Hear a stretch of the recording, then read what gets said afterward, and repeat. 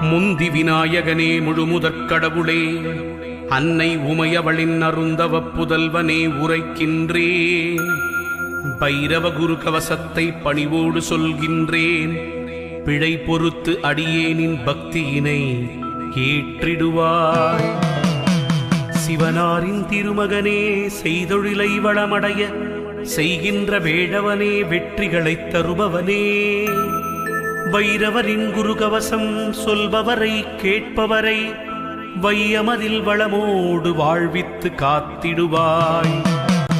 பைரவா சரணம், பைரவா சரணம், பாவங்கள் பூக்கும் பைரவா சரணம். ஈசனின் மகனே இறைவா சரணம், எங்களை காக்கும் துணையே சரணம்.